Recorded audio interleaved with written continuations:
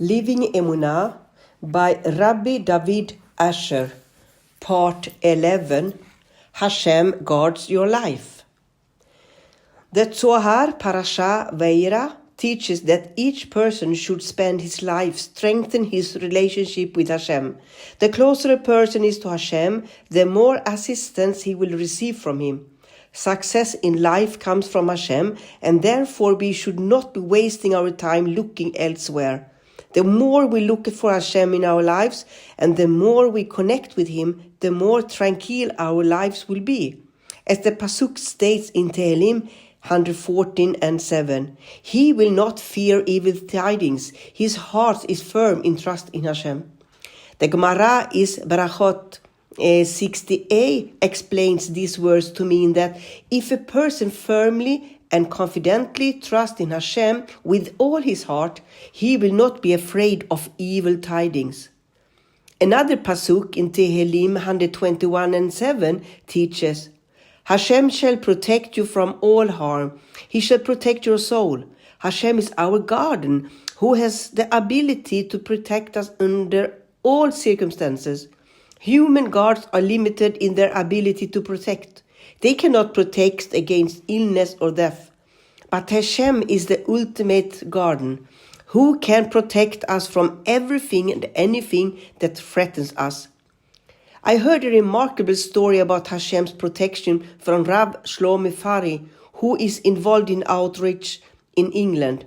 A teenage boy knocked on his door and said, Rabbi, I know that Hashem loves me, but right now I am facing a difficult situation, and I was wondering if you could help me.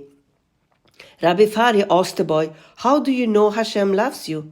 There's no question about that at all, he said. He proceeded to tell him that during the summer of 2005, he would travel by train to a choir practice in London every Thursday morning. It was a long trip from his home, and he needed to be there at 9 a.m. One morning, as the train was just a couple of short stops away from his destination, he looked at his watch and saw it was 8:30. There was a coffee shop across the street, and he figured he had plenty of time to get off, get himself a cup of coffee and relax for a few minutes before getting back on the train and going to practice.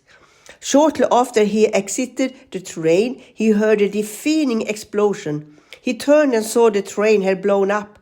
With tears running down his face, he watched the mayhem that ensued, with sirens blaring and fire engines and ambulances rushing to the scene. He tried calling home to inform his family that he was all right, but the cell phone network had crashed.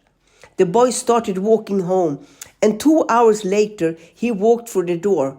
He found his parents crying and sobbing. As soon as they saw him, they rejoiced.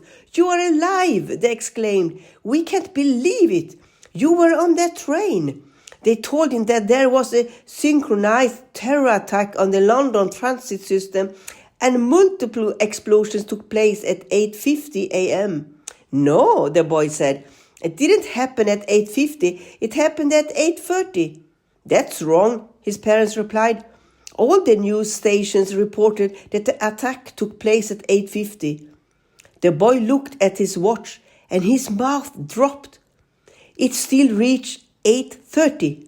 Hashem had made his watch stop so he would think he had enough time to get a cup of coffee, and this is how his life was saved. Do you have a picture of that watch? The rabbi asked. Rabbi, the boy said, if you want it, I will give you the watch to keep. He ran home and brought back the watch. The rabbi looked at it and saw that it had stopped at 8:30. If I ever experience any doubts in my emunah at any point for the rest of my life, the rabbi said, I will look at this watch and remind myself that Hashem is controlling the world. Part 12. Hashem is always watching. The highest level of mitzvah observance is achieved when a mitzvah is observed in private, without fanfare or publicity. The nature of man is such that he always seeks fame and recognition. We must remember that Hashem is always watching and recognizing every ounce of our effort we invest in our Avodat Hashem. When a person performs mitzvot discreetly, this is an exercise not only in humility but also in bitachon. The Meshech Chochmah teaches this concept in explaining the Gemara's comment in Tamid 32b, whoever learns Torah at night, the Shekhinah is next to him. When the sages speak here of night, the Meshech Chochmah explains, they refer to times when no one sees the studying and he devotes himself to learning in complete privacy, solely for the sake of the mitzvah. Hashem loves the mitzvot that we perform in private. In the next word, we will be shown that he watched every mitzvah we perform. Sometimes we are given the privilege of seeing how he watches and is taking note of our good deeds, performed sincerely for his sake. Rabbi Pesach Eliyahu Falk told a remarkable story that took place around 30 years ago in Israel. A yeshiva boy took a ride in a taxicab, and he was so engrossed in his learning during the ride that when the driver stopped at his destination, he forgot he was in a cab and thought he was just being given a lift. He thus exited the cab without paying. The driver realized that the boy did not intentionally fail to pay and simply made an honest mistake, and so he decided to ignore it and drive away. Just after he took off, however, the boy realized that he had not paid the driver and started running after the cab as fast as he could. He almost caught up to the car as it stood at a red light, but just then the light turned green and the cab drove away. The boy felt terrible. He is probably thinking that all yeshiva students steal and cheat, he thought to himself. I must do whatever I can to pay. He started running after the cab again and several times nearly caught it at a red light, only to watch it drive away. Finally, after 20 minutes of frantic running, he caught up to the taxi. He knocked on the window, the driver opened it, and the boy said, I'm very sorry I forgot to pay you, and handed him the money. The driver was stunned. He repeatedly asked the boy, What? You ran all the way here? He simply could not believe it. 30 years later, the boy, now a grown man, was walking along a street in Jerusalem and saw a sign announcing a special drasha that was being given by a certain rabbi on the subject of Kiddush Hashem. This was a topic that was especially dear to this man's heart. And so he wrote down the time and place, and when the time came, he attended the shiur. He thoroughly enjoyed the lecture, and when it was finished, he went up to the rabbi to thank him. I just have one question, though, the man said. You mentioned in your shiur that if somebody creates a real Kiddush Hashem, then Hashem will see to it that he personally witnesses its outcome. But I once made a Kiddush Hashem some 30 years ago, and I never saw anything come out of it. He proceeded to tell the rabbi about the incident with the cab driver when he was a young yeshiva student. The rabbi's face lit up when he heard the story, and he smiled and said, I am that driver. He was that cab driver, and he was so impressed by the yeshiva boy's integrity and the effort he made to pay the money that he decided to become a Baal Tshuva and study Torah. He eventually became a noted Rav. I am the fruits of your Kiddush Hashem, he said. Indeed, Hashem showed you the result of your actions 30 years later. We must trust that Hashem is watching and taking note of each and every mitzvah we perform, and we will eventually see the fruits of our labor. Recognizing Hashem in your life. Hashem is involved in our everyday affairs at all times. That which appears to us as a coincidence is in truth the hand of Hashem. This is the concept of Hashgachat Pratit, Hashem's direct providence and involvement in our lives. Those who are attuned can discern Hashem in their lives on a daily basis. Sometimes his involvement is very apparent, whereas at other times it is not easily recognizable. But those who look for it can see it. Many individuals record in writing every instance where they see Hashem in their lives. They have all expressed that the more they write, the more they are able to see. And when Hashem's involvement becomes clear, it is a mini miracle, and one is therefore obligated to tell others about it. A student told his rabbi of how he was miraculously saved, and the rabbi reacted with great enthusiasm. 10 minutes later, they were walking and were joined by several other people. The rabbi turned to the student and said, "So tell me what happened to you." "But I just told you 10 minutes ago," the student replied, puzzled. The rabbi answered by citing the pasuk, "Speak about all his wonders," in Tehillim 105:2. We have to speak about what Hashem does for us over and over again. And those I feel obliged to share a mini miracle that occurred to me. I needed to prepare a very important speech on the topic of bitachon, and I had to find just the right words to say. I was hoping that something from a previous class I had given, which was recorded onto a CD, would be appropriate. I had 5 CDs of recorded classes, and I did not know which CD had the segment I needed, and I did not have the time to listen to all of the recordings. I put in the first CD and listened to the entire lecture. It wasn't on that one. I then put in the second CD, and after the disc was spinning for 20 seconds, the machine gave an error message. I removed the CD, gently dusted it off, and tried again, but with the same result. And so I put in the third CD, and once again, after 20 seconds, I got an error message. I removed and cleaned off the CD, but it still did not work. And so I put in the fourth CD, and it had precisely the words I was seeking. This was the hand of Hashem coming to help me. It was so clear to me. I put the second CD back into the machine to see what would happen, and it worked perfectly. I then took it out and put in the third CD, and it too worked fine. It was the hand of Hashem. Tehillim 119:18. May Hashem always open our eyes so that we see His guidance and assistance at all times.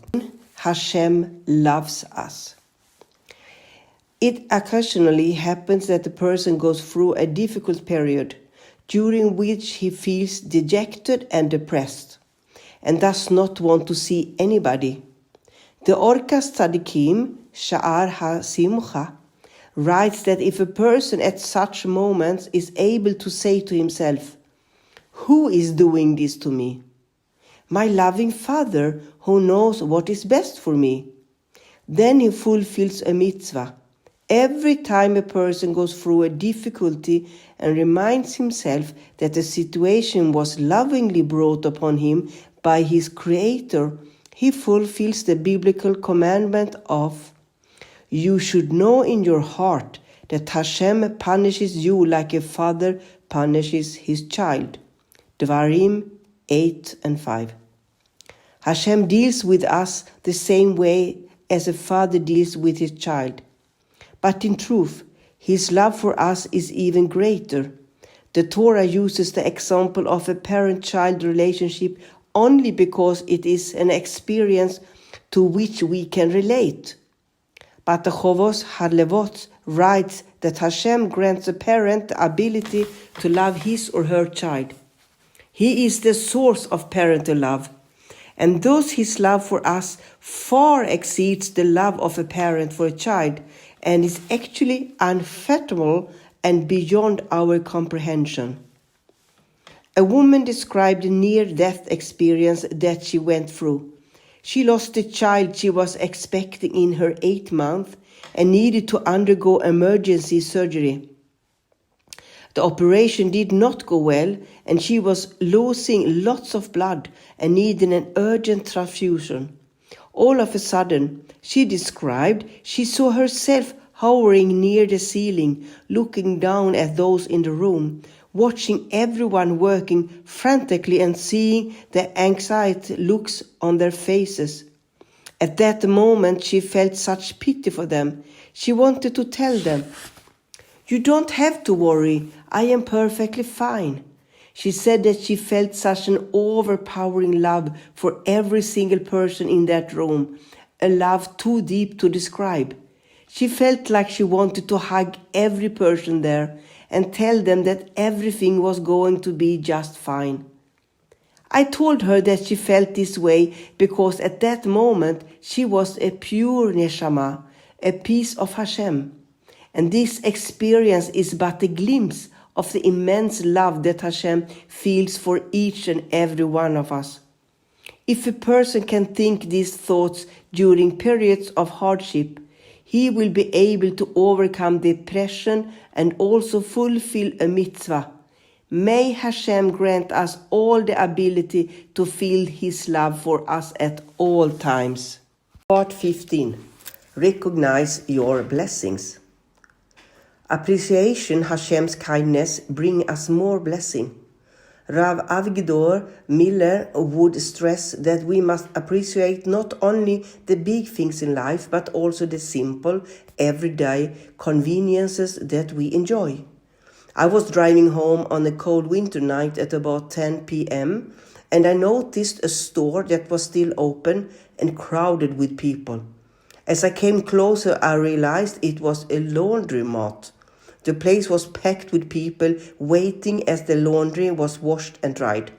I thought to myself how fortunate I am that I have a washer and dryer at home so that I don't have to go out into the cold schlepping heavy bags of laundry. We have so much blessing in our lives that we at times fail to recognize.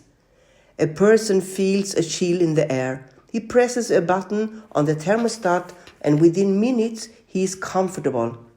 There are so many of us who are dissatisfied with their living conditions, wishing they had a larger home without appreciating how good their home is. Sometimes as I drive through other neighborhoods, I notice the very small apartments often situated on top of the stores. I am filled with gratitude that I do not have such accommodations. Truly great people consistently say thank you. In the Amidah, many of us daven a great length when asking for health, livelihood, success, and our other needs. But one section that is often shortchanged is Modim, toward the end of the Amidah, in which we thank Hashem for all we have been given. A student approaches a rabbi and asked why it is that the rabbi's Amidah recitation is always so much longer than his.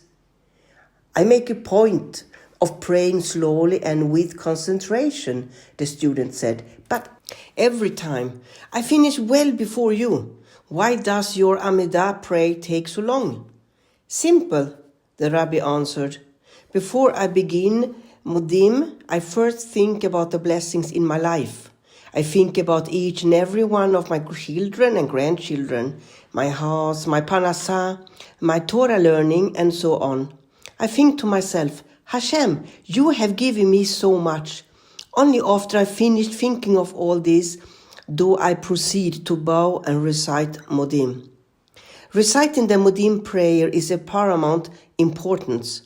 The Das Zekenim writes in Dvarim 10:12 that if one recites Modim properly, his recitation is considered equivalent to reciting 100 brachot. As to the numerical value of the word Modim is 100. A convention was once held in a certain hotel in Europe, with many prominent rabbis in attendance. One of the participants was outside one of the hotel rooms at night and heard the guests talking to Hashem. Hashem, thank you so much for my health. Hashem, thank you so much for my wife. Hashem, thank you for enabling me to pay my bills. Hashem, thank you for giving me intelligence. This guest went on and on, listing all his blessings in life for which he was grateful. The next morning, this participant went to the front desk to ask who had stayed in room 108 the previous night.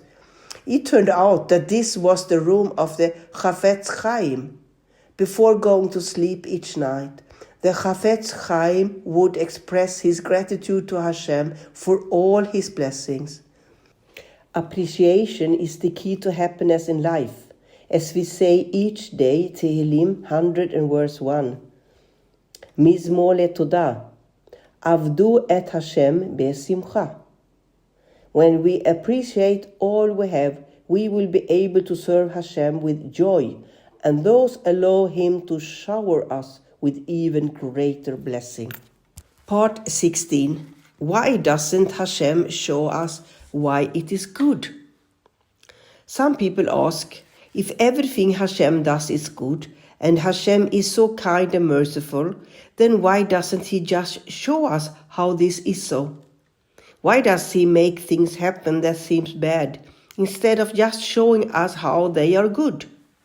The answer is that sometimes Hashem indeed does show us how seemingly negative events are truly for the best. But in other instances, as the Lev Simcha explains, He makes a situation look bad to give us the opportunity to trust in Him and thereby accrue the great benefits of this mitzvah. Trusting Hashem elevates a person to great spiritual heights and brings blessing and salvation. And Hashem therefore makes events appear difficult in order for us to earn these benefits. The Gemara, Berachet 60b, tells of Rabbi Akiva, who was traveling and wanted to spend the night in a certain town, but nobody agreed to host him. He was forced to sleep in the forest, and soon a lion came and ate his donkey. A cat ate his rooster, and a gust of wind blew out his candle. Throughout this ordeal, Rabbi Akiva reminded himself that everything Hashem does is for the best. The next morning he saw that the town had been ransacked and all the residents were killed. If the attackers would have seen his light or heard his animals, he too would have been killed. In a Humas, Rabbi Chaim Yamnik raised the question of why Hashem had to resort to such measures to save Rabbi Akiva's life.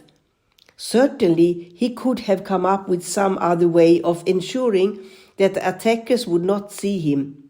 Why did Rabbi Akiva's animals have to perish and his candle blew out? The rabbi answered that Rabbi Akiva earned this miracle's salvation by trusting Hashem when the situation looked bleak. It was specifically by insisting that everything was good when it looked bad that Rabbi Akiva earned that merit he needed. Trusting Hashem and believing that everything is good when it looks bad is what earns us great blessing and salvation. And this was how Rabbi Akiva's life was spared. Part 17. Emunah brings blessing. Facing life's challenges with faith brings salvation and blessing, both spiritual and material.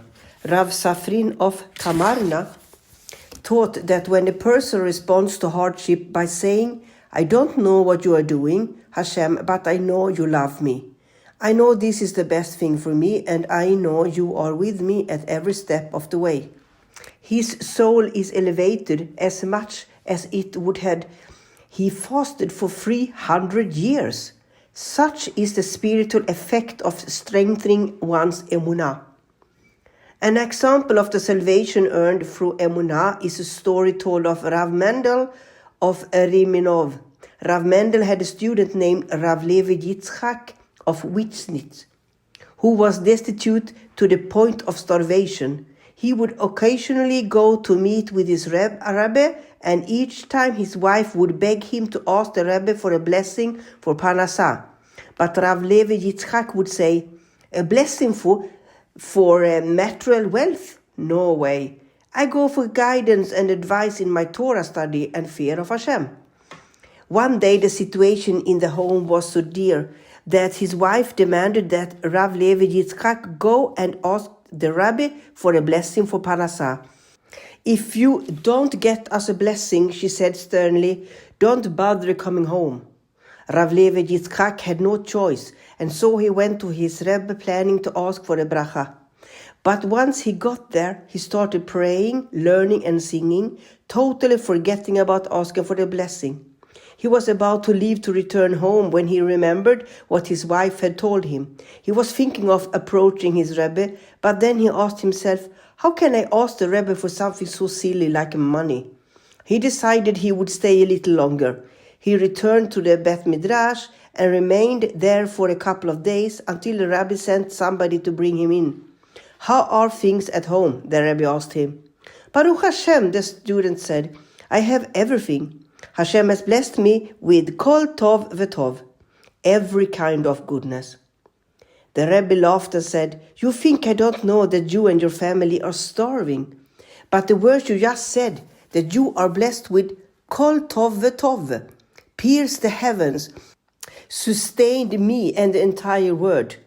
In this merit, I guarantee that you and your family will be blessed with great wealth through all generations forever. These are the benefits of responding to life's hardship with Emunah. Part 18. Accepting Hashem's will. A man came to Baal Shem Tov and asked, please teach me the proper way for me to serve Hashem so I can earn a share in this world and the next. I'm not a scholar. I do not have a brilliant mind. What should I do to serve Hashem? The Baal Shem Tov answered him, take it upon yourself to always be satisfied with your lot and content with the way Hashem is dealing with you in all matters. When one says, Hashem, you are in charge, you are directing my life, you know what needs to be done, and you can do anything. I am completely in your hands. This is the highest level of Avodat Hashem, service of Hashem. But when a person says this after getting knocked down, and again after getting knocked down a second time, this is such a lofty level of faith that it causes the heavens to tremble. Rav Yeshechel Abramsky was taken by the authorities in the middle of the night and sent to Siberia without being allowed to bring along anything, not even his coat.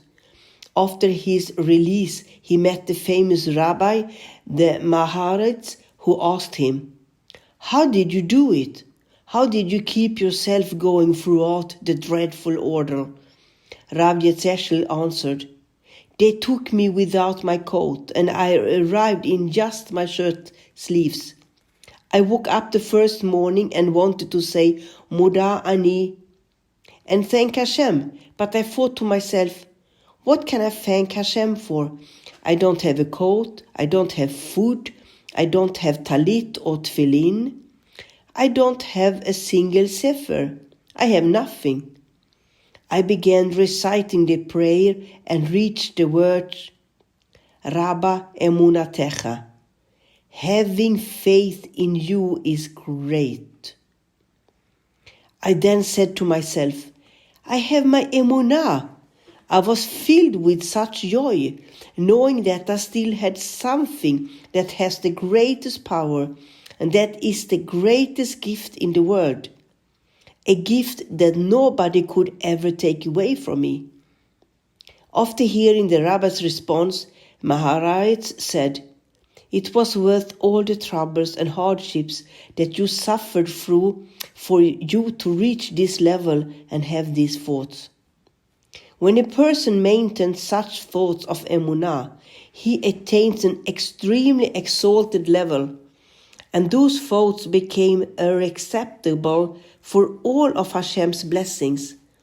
The Torah states in Dvarim 33:23, Naphtali was satisfied and content, and filled with the blessing of Hashem. When a person feels satisfied and content, he is then filled with all of Hashem's blessing. Part 19. Emunah cures illness. What should a person's attitude be if he suffers from a serious illness? Heaven forbid. The Pasuk states in Mishlei 18:14, the Vilna Gaon explains, When a person is always happy, then even when sickness befalls him, heaven forbid, he will provide the cure for his illness with his joy. But one who has a depressed spirit, who can bear it? In other words, a person can battle his sickness and overcome it through joy if a patient is able to clarify in his mind that he is in Hashem's hands, that only Hashem is in control and he could cure his illness in an instant. And through these thoughts he achieves inner peace. This itself can cure the illness. I was privileged to see this happen with my own eyes. A man I know was diagnosed with cancer, and the doctors told him that his chances of survival were slim. The man did not allow the news to break his spirit. He continued coming to class every morning with a smile on his face, saying, Baruch Hashem, I have another day of life. Hashem is so kind to me. He never became depressed. I visited him in the hospital when he was being treated for complications. He was bloated and uncomfortable, but every other word that came from his mouth was Baruch Hashem or Yitztabach Shemo. He said, Baruch Hashem, they found a problem and they are going to take care of it immediately. After undergoing numerous treatments, he came to me a few days before Yom Kippur and told me he was going to another test on Erev Yom Kippur and would get the results the day after Yom Kippur. Yitztabach Shemo, he explained, Hashem is so kind. He is giving me a chance to pray on Yom Kippur, a chance to change and get better. He was so happy. After Yom Kippur, he informed me that the doctors told him a miracle happened. The test came out perfectly clean. He was fine. I told him this pasuk. It was with his joyful, upbeat spirit that served to overcome his illness. Part 20. Open our eyes. There is a well-known passage, Bereshit Rabbah 53:14, that many people customarily recite when they are looking for something they are unable to locate. Rabbi Benjamin said, Everyone is presumed blind until the Holy One, blessed is he, comes and opens their eyes. The source for this practice is the story of Hagar, who was wandering in the desert with her son Ishmael. He was dying from thirst. The Torah writes in Bereshit 21:19, Hashem opened her eyes and she saw a well of water. Hashem did not create the source of water that had not existed previously. Rather, he opened Hagar's eyes so she could see the oasis that had been there the whole time. The Imrei Pinchas tells of the Baal Shem Tov, who was once journeying with a student through the desert. Their water rations were depleted and the student dehydrated. Ultimately, he told his rabbi that if he does not drink immediately, he will die. The Baal Shem Tov turned to his disciple and said, Do you believe with all your heart that Hashem knows that you are thirsty and in desperate need of water, and that he has water and can provide it for you in an instant? Yes, the student answered, I believe. Then do not worry, the rabbi said, everything will be fine. Several minutes later, a man passed by and approached them. Have you seen my horses? He asked. I have been searching for 3 days and I can't find them anywhere. The Baal Shem Tov and his student told the man that they hadn't seen any horses and asked him if he by any chance had water to spare. He indeed had water with him and he gave the student water to drink, saving his life. You see, the Baal Shem Tov said to the student, the solution was here the entire time. We just had to find it. But why? Asked the student. Was it necessary for this man to spend 3 days searching for his horses so we could have water now? Because, the Baal Shem Tov explained, Hashem provides the solution to the problem even before the problem arises. By the time we face a problem, the solution is already in existence. We just have to find it. Hakol b'sheket sumin. The solutions to all our problems are always right in front of us. We need to just ask Hashem to open our eyes so we can see them.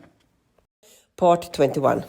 Hashem thinks about your problem more than you do. We all know that Hashem exerts complete control over the world, but there are times when we feel inclined to despair.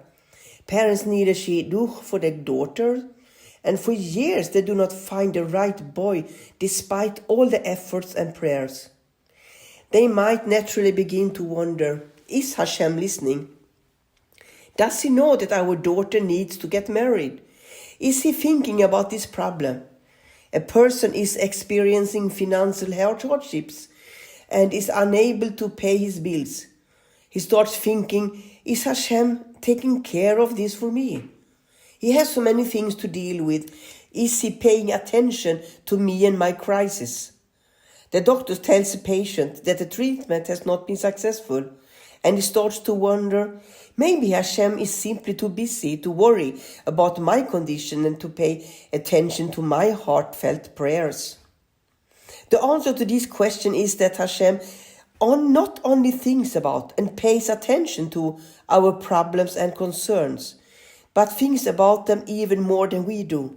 Regardless of what we are going through, we still go to bed each night, and as we sleep, our minds are turned off and not focused on the crisis at hand.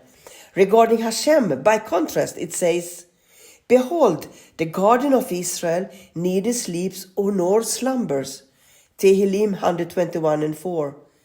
He is always thinking about us at each and every moment, even when we are not. When one begins to fall into despair, when he sees his prayers do not seem to be working and begins to have doubts, this is precisely the moment when he should feel great encouragement and hope. It is specifically then, when a person begins to feel despair, that is the most auspicious time for salvation. Hannah, the sages teach us, was childless for 19 years. Her pain was intolerable, and she prayed, weeping bitter tears for 19 years. And even her own husband, Elkanah, despaired, telling her not to worry because he is better than 10 children. In the first book of Shmuel, chapter 1 and verse 8. And it was then, at the height of despair, when everyone around her urged her to give up, that Hannah prayed with hope and faith. The Gemara in Bereshot 31b tells us that Hannah prayed a beautiful prayer, speaking to Hashem with such confidence that she even specified the kind of child she wanted. Rav Dimi explains, not too smart, but not foolish, not too tall and not too short. And when Hashem saw her genuine faith and trust in his providence, he blessed her with a child who became one of the greatest prophets of all time. Shmuel Hanavi, in the merit of her bolstering her emunah just when she felt naturally inclined to despair, her prayers were answered and she was blessed with a child. David HaMelech exhorts us in Tehillim 27 and 14. Hope to Hashem, strengthen and fortify your heart. And hope to Hashem. We are bidden to hope to Hashem, to place our trust and faith in him. And when it seems like he is not listening and we are driven to despair, that is the time to strengthen and fortify your heart, to reinforce our emunah and trust that he is there and listening to our every prayer.